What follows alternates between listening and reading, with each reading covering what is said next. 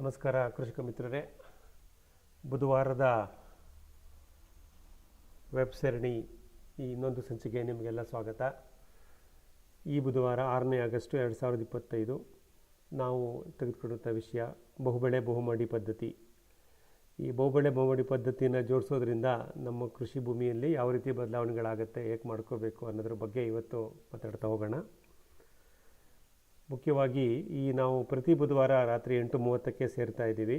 ಇದನ್ನು ನಾವು WWW weekly Wednesday webinar ಅಂತ ಕರಿತೀವಿ.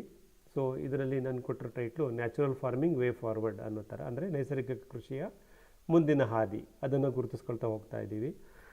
ಇದು ಜೂನ್ 12ನೇ ತಾರೀಕು ನಾನು ಶುರು ಮಾಡಿದ್ದು ಈ ವಾರದ ವೆಬ್ಕ್ಯಾಸ್ಟು. ಪ್ರತಿ ಬುಧವಾರ ಅನಿಯಮಿತವಾಗಿ ನಡೀತಾ ಇದೆ. ಒಂದೊಂದು ವಾರದಲ್ಲಿ ಒಂದೊಂದು ವಿಷಯವನ್ನು ನಾವು ಮಾತಾಡಿದ್ದೀವಿ. ಈ ಎಲ್ಲವೂ ರೆಕಾರ್ಡಿಂಗ್ನ ಮಾಡಿ ನಾನು ಯೂಟ್ಯೂಬ್ನಲ್ಲಿ ಶೇರು ಮಾಡ್ತಾ ಇರ್ತೀನಿ. ಸೊ ಯಾರಿಗೆ ಹಳೆ ಸಂಚಿಕೆಗಳ ಬಗ್ಗೆ ವಿವರಣೆ ಬೇಕಾಗುತ್ತೋ ಅವರು ನಮ್ಮ ಯೂಟ್ಯೂಬ್ ಚಾನಲ್ನಲ್ಲಿ ಅದನ್ನು ಗಮನಿಸ್ಕೋಬೋದು. Good evening friends, welcome to WWW, that is weekly Wednesday webinar. So this webinar series is focused on the concept called natural farming way forward, and we select different topics for every week and we discuss them in detail. Today our topic is multi-layer multi-cropping. More about it little later, but the introduction part is the natural farming way forward is something which we try to understand this process, which will help us to manage our farming practices with reduced inputs, increase productivity, reduce input cost and improve the quality of harvest. ಮಿತ್ರರೇ, ಈ web ಸರಣಿಯಲ್ಲಿ ನಾವು ಸುಸ್ಥಿರ, ಪುನರುತ್ಪಾದಕ ಮತ್ತು ಕಡಿಮೆ ಬಂಡವಾಳ ಹೂಡಿಕೆಯ ಮತ್ತು ಉತ್ಪಾದನಾ ವೆಚ್ಚ ಕಡಿಮೆ ಇರತಕ್ಕಂಥ ನೈಸರ್ಗಿಕ ಕೃಷಿಯ ವಿವಿಧ ಮಜಲುಗಳನ್ನು ನಾವು ಪ್ರಯತ್ನ ಮಾಡ್ತಾ ಇದ್ದೀವಿ. ಈ ಸಂಚಿಕೆಯಲ್ಲಿ ಇವತ್ತು ಬಹುಬೆಳೆ ಬಹುಮಡಿ ಪದ್ಧತಿ, ಇದ್ರ ಬಗ್ಗೆ ನಾವು ಮಾಹಿತಿ ಪಡ್ಕೊತಾ ಹೋಗೋಣ. ಮುಖ್ಯವಾಗಿ ಮಣ್ಣಿನ ಗುಣಧರ್ಮಗಳು. ನಾವು ನೈಸರ್ಗಿಕ ಕೃಷಿ ಅಥವಾ ರಾಸಾಯನಿಕ ರಹಿತ ಕೃಷಿ ಅಂತಂದಾಗ ಮುಖ್ಯವಾಗಿ ನಾವು ಗಮನ ಕೊಡೋದು ನಮ್ಮ ಮಣ್ಣಿನ ಮೇಲೆ.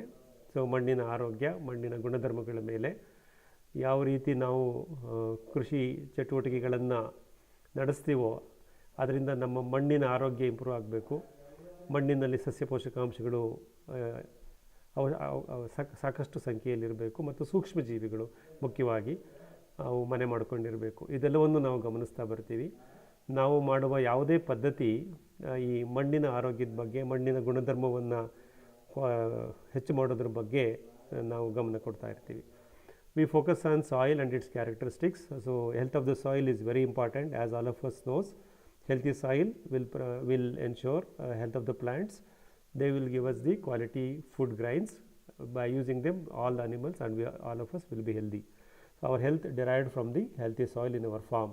Hence, in this natural farming practices, we always try to focus on soil and its health. So let us look at more about this. And today we have so many topics we have discussed is about the soil health only. So today's topic also adds to the soil health parameter. We will understand that in detail. So healthy soil means the definition of a healthy soil, which is rich in organic carbon or humus as plant nutrient. It should have sufficient types of microbes, microbial biome we call it as, sufficient beneficiary microbes. For microbes to perform, it requires aeration and mulching. So mulching also provides shelter for microbes and also the organic matter, biomass, for decomposition and plant nutrition. So these are all the things we look at the parameters of a healthy soil. ಆರೋಗ್ಯಕರ ಮಣ್ಣು ಅಂತ ಏನಪ್ಪ ಅಂದರೆ ಅದರಲ್ಲಿ ಉತ್ತಮ ಸಾವಯವ ದ್ರವ್ಯಗಳನ್ನು ಸೇರಿಸ್ತಾ ಬರ್ತೀವಿ. ಅದರ ಸಸ್ಯ ಪೋಷಕಾಂಶಗಳ ಪುನರ್ಬಳಕೆ ಆಗ್ತಾ ಇರುತ್ತೆ. ಅದನ್ನು ಮಾಡತಕ್ಕಂಥ ಉಪಕಾರಿ ಸೂಕ್ಷ್ಮಜೀವಿಗಳು ನಿರಂತರವಾಗಿ ಕೆಲಸ ಮಾಡ್ತಾ ಇರುತ್ತೆ. ಅವ್ರಿಗೆ ಬೇಕಾದಂಥ ಗಾಳಿ ಆಡುವಿಕೆ ಮತ್ತು ಮುಚ್ಚಿಗೆ ಮತ್ತು ತೇವಾಂಶ ಇವೆಲ್ಲವನ್ನು ನಾವು ಕಾಪಾಡ್ಕೊತಾ ಬರ್ತಾ ಇರ್ತೀವಿ. ಇದನ್ನು ಮಾಡೋದ್ರಿಂದ ನಮ್ಮ ಸೂಕ್ಷ್ಮಜೀವಿಗಳು, ಉಪಕಾರಿ ಸೂಕ್ಷ್ಮಜೀವಿಗಳು ಕೆಲಸ ಮಾಡ್ತವೆ. ನಮ್ಮ ಮಣ್ಣು ಆರೋಗ್ಯವಾಗಿರುತ್ತೆ, ನಮ್ಮ ಬೆಳೆ ಉತ್ಕೃಷ್ಟ ಗುಣಮಟ್ಟದಿಂದ ಕೂಡಿರುತ್ತೆ ಮತ್ತು ಆಹಾರವನ್ನು ಉಪಯೋಗಿಸಿದಂಥ ನಾವು ಸಹ ಆರೋಗ್ಯದಿಂದ ಇರ್ತೀವಿ ಅನ್ನೋ ಒಂದು ಸರಪಳಿಯನ್ನು ನಾವಿಲ್ಲಿ ಗಮನಿಸ್ಬೋದು. The healthy soil needs optimum moisture for microbes to perform and the organic manure or matter, plant residues and animal residues we call. So that's for food for microbes. So ಆರೋಗ್ಯಕರ ಮಣ್ಣಿನ ನಿರ್ವಹಣೆಯಲ್ಲಿ ತೇವಾಂಶ, ಸಾವಯವ ಗೊಬ್ಬರದ ಬಳಕೆ, ಸಸ್ಯ ತ್ಯಾಜ್ಯಗಳು ಅಥವಾ ಪ್ರಾಣಿ ತ್ಯಾಜ್ಯಗಳು, ಉಪಕಾರಿ ಸೂಕ್ಷ್ಮಜೀವಿಗಳ ಸೇರಿಸುವಿಕೆ ಮತ್ತು ಅವುಗಳ ಕಾರ್ಯಚಟುವಟಿಕೆ ಪ್ರೋತ್ಸಾಹಿಸುವಿಕೆ ಇವೆಲ್ಲವನ್ನೂ ನಾವು ಮಾಡ್ತಾ ಬರ್ತೀವಿ. ಅದನ್ನು ನಾವು ಗಮನಿಸಿದ್ದೀವಿ. ಇದು ಮುಖ್ಯವಾಗಿ ಮಣ್ಣಿನ ಬಗ್ಗೆ ನಾನು ಯಾವಾಗಲೂ ಹೇಳ್ತಾ ಬರ್ತೀನಿ. ಇದೆರಡು ಸ್ಲೈಡಲ್ಲಿ ಹೇಳಿದ್ದೀನಿ. ಇವತ್ತಿನ ವಿಷಯಕ್ಕೆ ಬರೋಣ, ಬಹುಬೆಳೆ ಬಹುಮಾಡಿ ಪದ್ಧತಿ. ಅದಕ್ಕೆ ಮುಂಚೆ ನಾವು ಪ್ರಕೃತಿ ಬಗ್ಗೆ, ನಮ್ಮ ನೈಸರ್ಗಿಕ ಕೃಷಿನಲ್ಲಿ ನಾವು ಗಮನಿಸಬೇಕಾಗಿರೋದು ವೈವಿಧ್ಯತೆ. ಪ್ರಕೃತಿ ಯಾವಾಗಲೂ ವೈವಿಧ್ಯತೆಯನ್ನು ಪ್ರೋತ್ಸಾಹಿಸುತ್ತೆ ಅಂತ ನಾನು ಹೇಳ್ತಾ ಇರ್ತೀನಿ. Nature always supports diversity. That means in our farmland we should create as much of diversity everywhere possible such that the nature takes over, our intervention become minimum, our cost of production will become minimum. So the only way we can make less intervention in our farming practices is to align with the law of nature or the natural activity, which in turn possible only by creating diversity. When we talk about diversity in natural farming, we have to look at diversity on the microbes inside the soil, diversity on the plant species what we use, that we will discuss today more. So and diversity in managing our practices. So these are the diversities we look at it. ನೈಸರ್ಗಿಕ ಕೃಷಿಯು ಯಾವಾಗಲೂ ನಾವೊಂದು ವೈವಿಧ್ಯತೆಯನ್ನು ಬಯಸುತ್ತೆ. So ಕೃಷಿ ಬೆಳೆಗಳ ವಿವಿಧ ಮಾದರಿಗಳ ಸಸ್ಯ ಪ್ರಭೇದಗಳನ್ನು, ಅಂದರೆ different types of plant species ಎಲ್ಲವನ್ನು ಬೆಳೀತಾ ಹೋಗೋಣ. ಆಮೇಲೆ ಅವನ್ನು ಒಂದು ಸಾಂದ್ರತೆಯಲ್ಲಿ ನಿಗದಿತ ಸಾಂದ್ರತೆ ಅಂತ ಹೇಳಿದ್ದೀನಿ. ತುಂಬ ಈ ಮಾನೋಕ್ರಾಪು ಹೈ ಡೆನ್ಸಿಟಿ ಮಾಡ್ತಾರೆ ನಮ್ಮ ರಾಸಾಯನಿಕ ಕೃಷಿಯವರು, ಅಷ್ಟು ಇರಬಾರ್ದು. ಇದರಲ್ಲಿ ಸಾಂದ್ರತೆ ಇರಬೇಕು, ಬಟ್ ನಿಗದಿತವಾಗಿರಬೇಕು. Limited density, not that high density. This is the difference between chemical farming and natural farming. ಇದನ್ನು ನಾವು ಗಮನಿಸ್ತಾ ಹೋಗೋಣ ಇವತ್ತಿನ ಇದರಲ್ಲಿ. Such a diversity in crop planning can be achieved by using multilayer multicropping. This approach of crop selection and combination should be based on following considerations. So we need to create diversity of plant ecosystem on our farmland as part of our natural farming. We will going to select, plant and grow different types of plant species. So what are the guiding principles in selecting these plant species, and how do we plant them, where do we plant them, and how do we manage them? This process, this design aspect is called multi-layer multi-cropping. So today our webinar focuses on multi-layer multi-cropping. ಬಹುಬೆಳೆ ಬಹುಮಾಡಿ ಪದ್ಧತಿ ಇದನ್ನು ಅನುಸರಿಸೋದ್ರಿಂದ ನಮ್ಮ ನೈಸರ್ಗಿಕ ಕೃಷಿ ಭೂಮಿಯಲ್ಲಿ ನಾವು ಸಾಕಷ್ಟು ವೈವಿಧ್ಯತೆಗಳನ್ನು ತರಬಹುದು. ವಿವಿಧ ಪ್ರಭೇದದ ಸಸ್ಯಗಳನ್ನು ನಾವು ಜೋಡಿಸ್ತಾ ಬರ್ತೀವಿ. ಈ ಪ್ರಭೇದದ ಸಸ್ಯಗಳು ನಮ್ಮ ಕೃಷಿ ಭೂಮಿಯಲ್ಲಿ ಬಂದಾಗ ಅವುಗಳಿಂದ ಸಿಗ್ತಕ್ಕಂಥ ವೈವಿಧ್ಯತೆ, ಭೂಮಿಯ ಮೇಲ್ಭಾಗದಲ್ಲಿ ಆಗತಕ್ಕಂಥ ವೈವಿಧ್ಯತೆ, ಸಸ್ಯರಾಶಿಯ ವೈವಿಧ್ಯತೆ ಮತ್ತು ಭೂಮಿಯ ಒಳಗಡೆ ಸೂಕ್ಷ್ಮ ಜೀವಿಗಳು ಈ ಸಸ್ಯದ ಬೇರುಗಳನ್ನು ಉಪಯೋಗಿಸಿ ಬೆಳೀತಾವಲ್ಲ, ಅವುಗಳು ಸೃಷ್ಟಿ ಮಾಡತಕ್ಕಂಥ ವೈವಿಧ್ಯತೆ ಎರಡನ್ನೂ ನಾವು ಗಮನಿಸ್ಬೋದು. ಇವೆರಡನ್ನೂ ಸಾಧ್ಯ ಮಾಡ್ಕೊಳ್ಳೋಕ್ಕೆ ನಾವು ಬಹುಬೆಳೆ ಬಹುಮಾಡಿ ಪದ್ಧತಿ, ಮಲ್ಟಿಲೇಯರ್ ಮಲ್ಟಿಕ್ರಾಪಿಂಗ್ ಅನ್ನೋದನ್ನು ಜೋಡಿಸ್ತಾ ಬರ್ತೀವಿ. ಹಾಗಾದರೆ ನಮ್ಮ ಕೃಷಿ ಭೂಮಿಯಲ್ಲಿ ನಾವು ಏಕಬೆಳೆ ಪದ್ಧತಿ ಮಾಡಲ್ಲ, ಮಾನೋಕಲ್ಚರ್ ಅಂತ ಹೇಳ್ತಾರೆ ಇಂಗ್ಲೀಷ್ನಲ್ಲಿ. ಸೊ ನಾವು ಮಾನೋಕಲ್ಚರ್ನ ಮಾಡಲ್ಲ, ಏಕಬೆಳೆ ಮಾಡಲ್ಲ, ನಾವು ಬಹುಬೆಳೆ ಪದ್ಧತಿನ ಮಾಡ್ತಾ ಬರ್ತೀವಿ, polyculture. So the difference between natural farming and the chemical farming is chemical farming recommends monoculture. So monocropping system, whereas in the non-chemical farming, that is organic farming or natural farming, we focus on polyculture, that is multiple crop system. So at a given point in time in our farmland, we will going to have different types of plant species. So how do we select plants from? So different types of plant species we use, such as monocotyledon, dicotyledon and forest species plants. So ಏಕದಳ ಸಸ್ಯಗಳು, ದ್ವಿದಳ ಸಸ್ಯಗಳು ಮತ್ತು ಅರಣ್ಯ ವೃಕ್ಷಗಳು ಇತ್ಯಾದಿ ಒಂದು ಸಸ್ಯ ಪ್ರಭೇದಗಳನ್ನು ನಾವು ಒಂದು ಸಸ್ಯ ವೈವಿಧ್ಯತೆಗೋಸ್ಕರ ಬಹುಬೆಳೆ ಬಹುಮಾಡಿ ಪದ್ಧತಿನಲ್ಲಿ ಬಳಸ್ತೀವಿ. The harvest needs, what type of plants we select, it depends on what is its application, why we need it. So for example, we grow cereals, pulses, oil seeds, spices, fruits and vegetables, aromatic and medicinal plants, dry fruits, etc.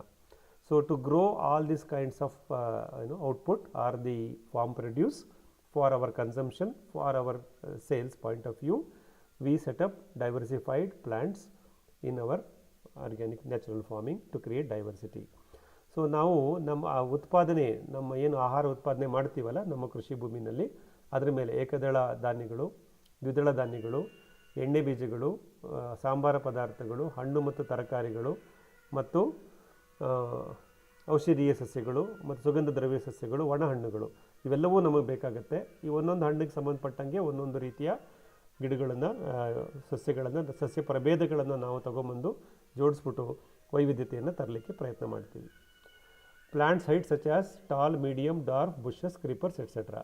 ಅಂದರೆ ನಾವು ತರ್ತಕ್ಕಂಥ ಗಿಡಗಳಲ್ಲಿ ಅವುಗಳ ಎತ್ತರವನ್ನು ನಾವು ಗಮನಿಸಬೇಕಾಗತ್ತೆ. ಕೆಲವು ಎತ್ತರದ ಸಸ್ಯಗಳು, ಕೆಲವು ಗಿಡ್ಡ ತಳಿಗಳು, ಕೆಲವು ಮಧ್ಯಮ ಗಾತ್ರದ ತಳಿಗಳು ಮತ್ತು ಬುಷಿ ಟೈಪ್ ಆ್ಯಂಡ್ ಕ್ರೀಪರ್ ಟೈಪ್ಸ್ ಅಂತಲೇ ಹೇಳ್ತೀವಿ. ಸೊ ಇವೆಲ್ಲ ಥರದ ಗಿಡಗಳನ್ನು ನಾವು ಜೋಡಿಸ್ತಾ ಬರ್ತೀವಿ.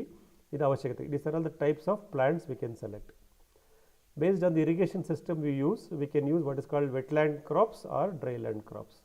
ಸೊ ನಮ್ಮ ನೀರಾವರಿ ವ್ಯವಸ್ಥೆ ಇದ್ದರೆ ಅಂದರೆ ನಾವು ನೀರಾವರಿಯಲ್ಲಿ ಬೆಳೀತಕ್ಕಂಥ ಬೆಳೆಗಳೇ ಬೇರೆ, ಒಣಭೂಮಿ ಬೇಸಾಯದಲ್ಲಿ ಬೆಳೀತಕ್ಕಂಥ ಬೆಳೆಗಳೇ ಬೇರೆ. ಅವುಗಳನ್ನು ನಾವು ವರ್ಗೀಕರಿಸಿ ಆ ಬೆಳೆಗಳನ್ನು, ಆ ಸಸ್ಯಗಳನ್ನು ನಾವು ಆಯ್ಕೆ ಮಾಡಿ ನಮ್ಮ ಬಹುಬೆಳೆ ಬಹುಮಡಿ ಪದ್ಧತಿಯಲ್ಲಿ ಜೋಡಿಸ್ಕೊಳ್ತೀವಿ. Based on the climate zones and conditions, plain lands and terrain types. So ನಮ್ಮ ಮೈದಾನ ಪ್ರದೇಶನ, ಗುಡ್ಡಗಾಡು ಪ್ರದೇಶನ, ಮೈದಾನ ಪ್ರದೇಶದಲ್ಲಿ ಯಾವ ಥರ ಬೆಳೆಗಳನ್ನು ಬೆಳಿಬೋದು, ಗುಡ್ಡಗಾಡಲ್ಲಿ ಯಾವ್ದು ಬೆಳಿಬೋದು, ಇವೆಲ್ಲವನ್ನು ನಾವು ಇದರಲ್ಲಿ ಗಮನಿಸ್ತಾ ಬರ್ತೀವಿ. So these are all the key factors which will help us to decide different types of plant species that we can shortlist and design, create an envelope, design and start planting them and growing them simultaneously together with a design of, with approach of multi-layer multi-cropping. ಈ ಮಾನದಂಡಗಳನ್ನು ಉಪಯೋಗಿಸಿ, ಇವೆಲ್ಲೂ ನೋಡಿ ಒಂದು 5 ಥರದ ಮಾನದಂಡಗಳಿದೆ. ಈ ಮಾನದಂಡಗಳನ್ನು ಉಪಯೋಗಿಸಿ ನಾವು ಬಹುಬೆಳೆ ಬಹುಮಡಿ ಪದ್ಧತಿಯಲ್ಲಿ ನೈಸರ್ಗಿಕ ಕೃಷಿ ಮಾಡುವಾಗ ಯಾವ ರೀತಿ ಗಿಡಗಳನ್ನು ಆಯ್ಕೆ ಮಾಡ್ಕೋಬೇಕು ಅನ್ನೋದಕ್ಕೆ ಇವೆಲ್ಲ ಮಾನದಂಡಗಳು ಇರುತ್ತೆ. ಇದನ್ನು ನೋಡಿಕೊಂಡು ನಮ್ಮ ಅವಶ್ಯಕತೆಗೆ ಅನುಗುಣವಾಗಿ ನಾವು ಈ ಗಿಡಗಳನ್ನು ಅಥವಾ ಸಸ್ಯ ಪ್ರಭೇದಗಳನ್ನು ಗುರುತಿಸಿ ನಮ್ಮ ಕೃಷಿ ಭೂಮಿಯಲ್ಲಿ ಹಂತ ಹಂತವಾಗಿ ಜೋಡಿಸ್ತಾ ಬರ್ತೀವಿ. ಮಿತ್ರರೇ, ಈ ಬಹುಬೆಳೆ ಬಹುಮಡಿ ಪದ್ಧತಿ ಅನ್ನೋದು ಒಂದು ದಿನದಲ್ಲಿ ಮಾಡುವಂಥ ಕಾರ್ಯಕ್ರಮಗಳಲ್ಲ. ಇದನ್ನು ನಾವು ಯೋಜನಾಬದ್ಧವಾಗಿ ಜೋಡಿಸ್ತಾ ಬರಬೇಕಾಗತ್ತೆ. ಸೊ ಅದೆಲ್ಲವನ್ನು ನೀವು ಮಾಡ್ತಾ ಇದ್ದೀರಾ, ನಾವು ಮಾಡ್ತಾ ಇದ್ದೀವಿ. ಅದನ್ನು ಮತ್ತೆ ನಾವು ಒಂದು ರೀತಿ ರೀಕ್ಯಾಪ್ ಮಾಡ್ಕೊಂಡು ಮುಂದೆ ಹೋಗೋಣ. So this is how we do. The multi-cropping cannot be done on single day. It takes its own time. We are going to set it up, progressively, sequentially, or one after the other, as the case may be. Many of you will be already started, implemented this multi-cropping in your farm. But some farmers who wanted to set up new, they should understand what is the benefit of doing multi-layer multi-cropping and what plants to be selected, what are the parameters to select those plants. This is the background today we are discussing. Friends, so when you look at the diversity, so how do we achieve diversity both on the inside the soil or on the canopy layer or the outside the soil? So as already said, the diversity is very key in the natural farming. We achieve diversity with a multi-layer multi-cropping method, and we achieve this diversity at various level. One is called root zone layer. So different plant species have different root structure, so they create their own diversities in their root layers. The canopy layers, different plants will have their own canopy structure. So the width, the height and the dense, etc. Accordingly the canopy gets formed, and the canopy layer also creates some kind of a diversity or help to add different types of plant species one below the another. That's called multi-layered. So hosting plants and trees, so we have to strategically host some plants which will host the other plants or the creepers. So these are all the combinations of plants we use, and they also create diversity. The hosting plant is one species, the creeper which climbs over this hosting plant is another species. Like that we can create multiple species of plants such that the diversity can be achieved. ಮಿತ್ರರೇ, ನಾವು ಬೆಳೆ ವೈವಿಧ್ಯತೆಯನ್ನು ತರಬೇಕಾದ್ರೆ ಕೆಲವು ನಿರ್ದಿಷ್ಟ ವಿಷಯಗಳನ್ನು ಗಮನಿಸ್ತೀವಿ. ಒಂದು, ಭೂಮಿಯ ಒಳಗಡೆ ನಮ್ಮ ಬೇರು ವಲಯದಲ್ಲಿ ಆಗತಕ್ಕಂಥ ವೈವಿಧ್ಯತೆಗಳು, ಅದಕ್ಕೆ ಯಾವ ರೀತಿ ಸಸ್ಯಗಳನ್ನು ನಾವು ಉಪಯೋಗಿಸ್ತೀವಿ, ಆಯ್ಕೆ ಮಾಡ್ಕೊತೀವಿ, ಅವುಗಳ ಬೇರು ಹೇಗಿರುತ್ತೆ, ಹೇಗೆ ಆ ಬೇರು ವಲಯದಲ್ಲಿ ನಾವು ವೈವಿಧ್ಯತೆಯನ್ನು ತರಲಿಕ್ಕೆ ಸಾಧ್ಯ, ಅದನ್ನು ಗಮನಿಸ್ತಾ ಹೋಗೋಣ.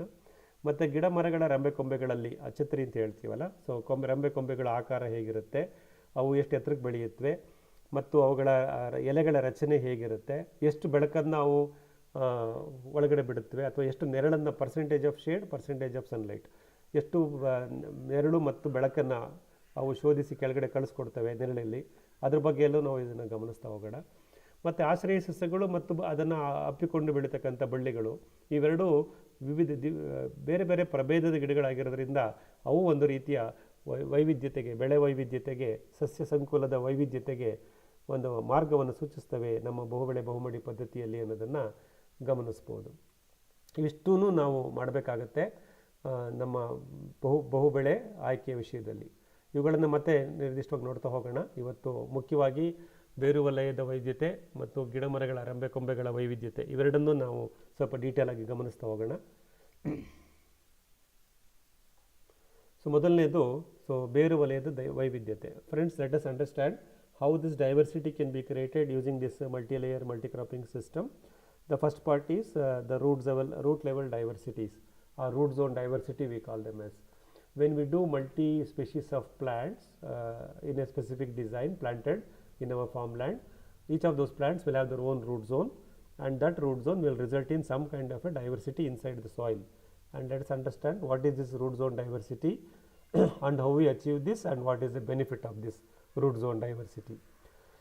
ಬೇರು ವಲಯದ ವೈವಿಧ್ಯತೆಯನ್ನು ಹೇಗೆ ಸಾಧಿಸ್ತೀವಿ, ಯಾವ ಪ್ರಭೇದದ ಸಸ್ಯಗಳನ್ನು ನಾವು ಜೋಡಿಸ್ತೀವಿ, ಅವುಗಳ ಬೇರು ಯಾವ ರೀತಿ ಇರುತ್ತೆ ಮತ್ತು ಆ ಬೇರಿನ ವಲಯಗಳಲ್ಲಿ ಯಾವ ವೈವಿಧ್ಯತೆ ಹೇಗೆ ಸೃಷ್ಟಿಯಾಗುತ್ತೆ, ಅದರಿಂದ ಒಂದು ನೈಸರ್ಗಿಕ ಕೃಷಿಗೆ ಹೇಗೆ ಅದು ಪ್ರೇರಕವಾಗಿರುತ್ತೆ ಅನ್ನೋದನ್ನು ಮುಂದಿನ ಸ್ಲೈಡ್ನಲ್ಲಿ ನಾವು ಗಮನಿಸ್ತಾ ಹೋಗೋಣ. Friends, the root zone diversity, as we understand, different plant species will have different types of their root zone structure. So plants will have their own respective root zone structure. Some of the roots are growing vertical in depth, they are called as taproot plants. So basically we classify the plants based on their root structure A as taproot plants. In this, the root system grows vertically or to the deeper soil. Other will have horizontal root system spread across just below the topsoil, and we call this as fibrous root system. So essentially, when we classify the plants based on their root system, we can classify them broadly into two categories. One is taproot plants, which will have a vertical or in-depth root system. The fibrous roots plants, which will have the horizontal or just below the top surface, the extended root system. I think we will know all those things.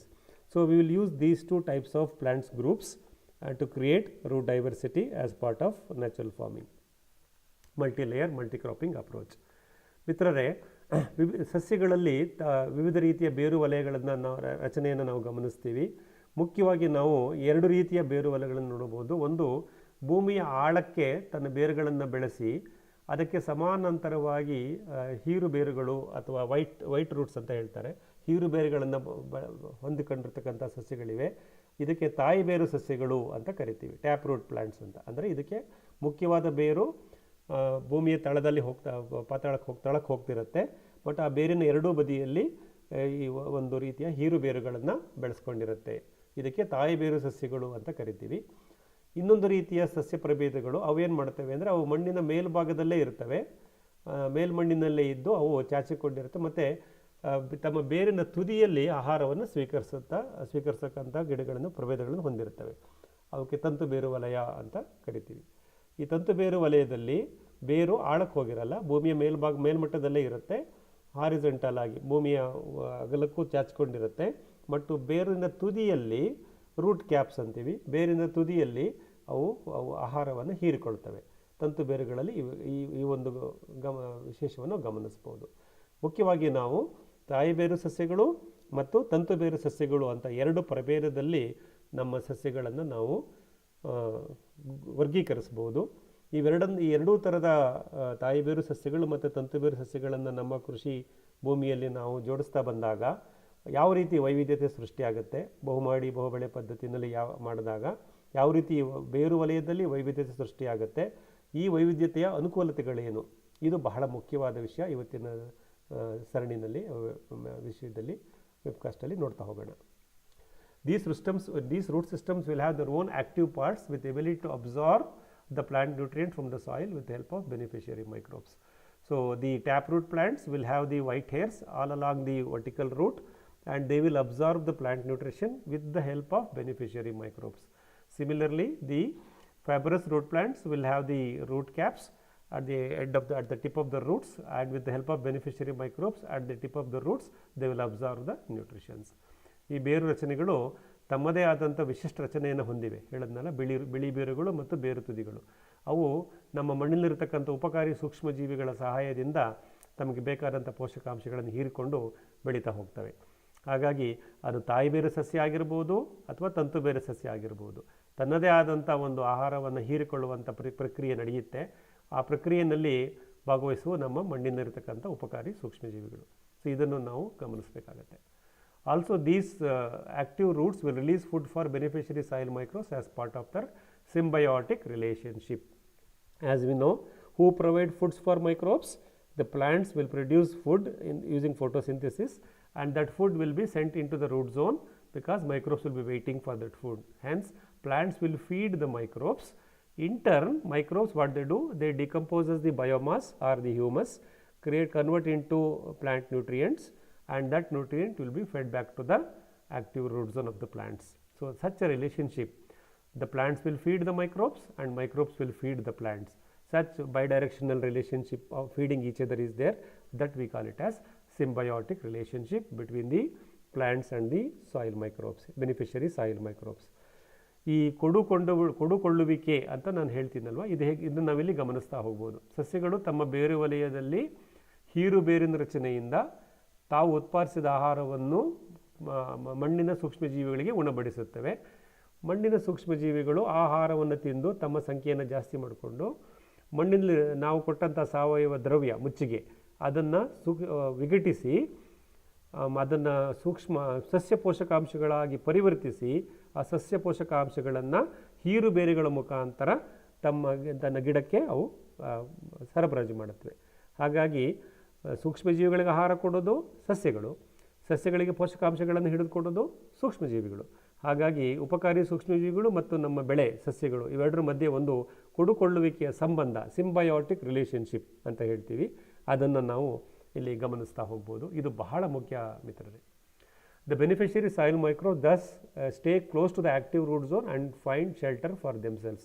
ಹಾಗಾಗಿ ಎಲ್ಲಿ ಆಹಾರ ಸಿಗುತ್ತೆ, ಎಲ್ಲಿ ಆಶ್ರಯ ಸಿಗುತ್ತೆ ಅಂಥ ಜಾಗದಲ್ಲಿ ಈ ಉಪಕಾರಿ ಸೂಕ್ಷ್ಮಜೀವಿಗಳು ಬಂದು ನೆಲೆಸ್ತಾ ಇರ್ತವೆ.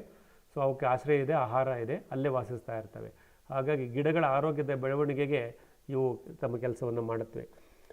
So the root zone is very important. So if it is a tap root system plants, they have a root zone at specific depth of the soil. If it is a fibrous root system, they have an active root zone at specific depth of the soil. So on either layer, on the top layer as well as the below layer, there is an active root zone. Because there is an active root zone at both the layers, the microbes will be performing respectively on both the layers, such that the nutrition recycling happens both at the top soil as well as the subsoil. This is the benefit of adding taproot plants and fibrous root plants as part of our multi-layer multi-cropping system. This is very very important, friends. So ನಾವು ಇದನ್ನು ಏನು ಗಮನಿಸ್ತೀವಿ ಇಲ್ಲಿ ಅಂತಂದರೆ, ತಾಯಿ ಬೇರು ಸಸ್ಯಗಳು ಆಳಕ್ಕೆ ಬೇರು ಬಿಟ್ಕೊಂಡಿರ್ತವೆ, ಅಲ್ಲಿ ಆಹಾರವನ್ನು ಸೂಕ್ಷ್ಮಜೀವಿಗಳಿಗೆ ಕೊಡ್ತವೆ. ಆದರೆ ತಂತು ಬೇರು ಸಸ್ಯಗಳು ಮೇಲ್ಗಡೆ ಇರುತ್ತೆ. ಅಂದರೆ ನಮ್ಮ ಸೂಕ್ಷ್ಮಜೀವಿಗಳು ಮೇಲ್ಮಣ್ಣಿನಲ್ಲೂ ಕೆಲಸ ಮಾಡುತ್ತೆ, ಅವಕ್ಕೆ ಬೇಕಾದಂಥ ಬೇರು ವಲಯ ಅಲ್ಲಿ ಇರುತ್ತೆ, ಮತ್ತು ತಳಮಣ್ಣಿನಲ್ಲೂ ಕೆಲಸ ಮಾಡ್ತವೆ ಅಲ್ಲಿ. ಏಕೆಂದರೆ ಬೇರು ರಚನೆ ಆ ರೀತಿ ಇರುತ್ತೆ. ನಾವು ಬಹುಬೆಳೆ ಪದ್ಧತಿಯಲ್ಲಿ ತಾಯಿ ಬೇರು ಸಸ್ಯಗಳು ಮತ್ತು ತಂತು ಬೇರು ಸಸ್ಯಗಳನ್ನು ಜೋಡಿಸೋದ್ರಿಂದ ಮೇಲ್ಮಣ್ಣಿನಲ್ಲೂ ಮತ್ತು ತಳಮಟ್ಟದ ಮಣ್ಣಿನಲ್ಲೂ ಸೂಕ್ಷ್ಮಜೀವಿಗಳ ಚಟುವಟಿಕೆ ಆಗ್ತಾ ಇರುತ್ತೆ ಮತ್ತು ಸಸ್ಯ ಪೋಷಕಾಂಶಗಳ ಪುನರ್ಬಳಕೆ ಆಗ್ತಾ ಬರುತ್ತೆ. ಹಾಗಾಗಿ ಈ ಒಂದು ವೈವಿಧ್ಯತೆ, ರೂಟ್ ಡೈವರ್ಸಿಟಿ ನಾವೇನು ಹೇಳ್ತೀವಲ್ಲ, ಈ ವೈವಿಧ್ಯತೆ ಅದನ್ನು ತಂದುಕೊಡ್ತಾ ಇದೆ. ಇದು ಬಹಳ ಮುಖ್ಯ. ನಾವು ಯಾಕೆ ಬಹುಬೆಳೆ ಬಹುಮಾಡಿ ಪದ್ಧತಿ ಮಾಡಬೇಕು ಅಂದರೆ ಇದಕ್ಕೋಸ್ಕರ, ಈ ವೈವಿಧ್ಯತೆ ತರಲಿಕ್ಕೋಸ್ಕರ. ಈ ವೈವಿಧ್ಯತೆ ತರೋದ್ರಿಂದ ಮಣ್ಣಿನಲ್ಲಿರ್ತಕ್ಕಂಥ ಸಸ್ಯ ಪೋಷಕಾಂಶಗಳ ಪುನರ್ಬಳಕೆ ಆಗತ್ತೆ ಅನ್ನೋದನ್ನು ನಾವಿಲ್ಲಿ ಗಮನಿಸ್ಬೋದು. ಇದಿಷ್ಟು ರೂಟ್ ಝೋನ್ ಕೆನಪಿ ಬಗ್ಗೆ ಆಯಿತು. ಅಂದರೆ ಬೇರು ವಲಯದಲ್ಲಿ ಆಗತಕ್ಕಂಥ ಒಂದು ವೈವಿಧ್ಯತೆ, ಅದು ಬೀರ್ತಕ್ಕಂಥ ಪರಿಣಾಮ ಸೂಕ್ಷ್ಮಜೀವಿಗಳ ಮೇಲೆ, ಮತ್ತು ಸೂಕ್ಷ್ಮಜೀವಿಗಳು ಸಸ್ಯ ಪೋಷಕಾಂಶಗಳ ಪುನರ್ಬಳಕೆ. ನಾವೇನು ಮುಚ್ಚಿಕೆ ಮಾಡ್ತೀವಲ್ಲ ಅದು ಮೇಲ್ಮಣ್ಣಲ್ಲಿರುತ್ತೆ, ಅದನ್ನು ಸೂಕ್ಷ್ಮಜೀವಿಗಳು ಫೈಬರಸ್ ರೂಟ್ ಪ್ಲ್ಯಾಂಟ್ಸ್ ತಂತು ಬೇರು ಸಸ್ಯಗಳ ಬೇರು ವಲಯದಲ್ಲಿದ್ದು ಉಪಯೋಗಿಸ್ಕೊಳ್ತವೆ. ಮತ್ತು ನಮ್ಮ ಮಣ್ಣಿನಲ್ಲೇ ಸಾಕಷ್ಟು ಖನಿಜಾಂಶಗಳು ಮತ್ತು ಸಸ್ಯ ಪೋಷಕಾಂಶಗಳಿರುತ್ತೆ. ಅದು ತಳಮಟ್ಟದಲ್ಲಿರ್ಬೋದು. ತಳಮಟ್ಟದಲ್ಲಿರ್ತಕ್ಕಂಥ ಖನಿಜಾಂಶಗಳು ಮತ್ತು ಸಸ್ಯ ಪೋಷಕಾಂಶಗಳನ್ನು ಹೀರಿಕೊಂಡು ಬೆಳೀಲಿಕ್ಕೆ ಈ ತಾಯಿ ಬೇರು ಸಸ್ಯಗಳು ಮತ್ತು ತಾಯಿ ಬೇರು ಸಸ್ಯದ ಬೇರು ವಲಯದಲ್ಲಿರತಕ್ಕಂಥ ಸೂಕ್ಷ್ಮಜೀವಿಗಳು ಕೆಲಸ ಮಾಡ್ತವೆ. ತಳಮಟ್ಟದ ಮಣ್ಣಿನಲ್ಲಿರತಕ್ಕಂಥ ಸಸ್ಯ ಪೋಷಕಾಂಶಗಳು ಮತ್ತು ಖನಿಜಾಂಶಗಳು ಮತ್ತು ಮೇಲ್ಮಣ್ಣಿನಲ್ಲಿ ನಾವು ಕೊಟ್ಟಂಥ ಸಾವಯವ ತ್ಯಾಜ್ಯದಿಂದ ಆದಂಥ ಸಸ್ಯ ಪೋಷಕಾಂಶಗಳು ಎರಡನ್ನೂ ಉಪಯೋಗಿಸ್ಕೊಂಡು ನಮ್ಮ ಬಹುಬೆಳೆ ಪದ್ಧತಿಯ ಗಿಡಗಳು ಬೆಳೀತಾ ಹೋಗ್ತವೆ. ಇದನ್ನು ನಾವು ಮುಖ್ಯವಾಗಿ ಇಲ್ಲಿ ಗಮನಿಸ್ತಾ ಬರ್ತೀವಿ. That's about root zone diversity, friends. So I think we hope you understood the importance of root zone diversity and how it influences the nutrition recycle with the help of microbes at both the layers. Next we will talk about canopy layer diversity. So this we call it as multi-layered. So in the multi-layered, as the name says, we will going to have plants of different height. So from the soil surface, and one will create the shade or will transmit the filtered sunlight to the other. So ಇಲ್ಲಿ ನಾವು ಬಹುಮಾಡಿ ಬೆಳೆ ಪದ್ಧತಿ ಅಂತ ಹೇಳ್ತೀವಿ. ಈ ಕೃಷಿ ಭೂಮಿಯಲ್ಲಿ ನಮಗೇನು ಸೂರ್ಯನ ಬೆಳಕು ಸಿಗುತ್ತೆ ಅದು ಸದ್ಬಳಕೆ ಆಗಬೇಕು. ಬಿಸಿಲು ಮತ್ತು ನೆರಳು ಎರಡೂ ಬೇಕಾಗುತ್ತೆ ನಮ್ಮ ಬೆಳೀತಿರ್ತಕ್ಕಂಥ ಸಸ್ಯಗಳಿಗೆ. ಆ ಬಿಸಿಲು ಮತ್ತು ನೆರಳನ್ನು ಒಂದು ಅನುಪಾತದಲ್ಲಿ ಸೃಷ್ಟಿ ಮಾಡಿ ವಿವಿಧ ಹಂತರದಲ್ಲಿ ವಿವಿಧ ಎತ್ತರಕ್ಕೆ ಬೆಳೆಯುವ ಸಸ್ಯಗಳನ್ನು ನಿರ್ದಿಷ್ಟ ಅಂತರದಲ್ಲಿ ಜೋಡಿಸುವ ಕ್ರಮಕ್ಕೆ ಬಹುಮಹಡಿ ಬೆಳೆ ಪದ್ಧತಿ ಅಂತಾರೆ. ಅಂದರೆ ಏನು? ವಿವಿಧ ಹಂದರದ ಮೀನ್ಸ್ ಕೆನೋಪಿ. ನೋಡಿ, ತೆಂಗಿನ ಮರದ ಗರಿನೇ ಒಂಥರ ಇರುತ್ತೆ, ಮಾವಿನ ಮರದ ಗರಿನೇ ಇನ್ನೊಂದು ಥರ ಇರುತ್ತೆ, ನುಗ್ಗೆ ಮರದ ಗರಿನೇ ಎಲೆಗಳೇ ಒಂಥರ ಇರುತ್ತೆ.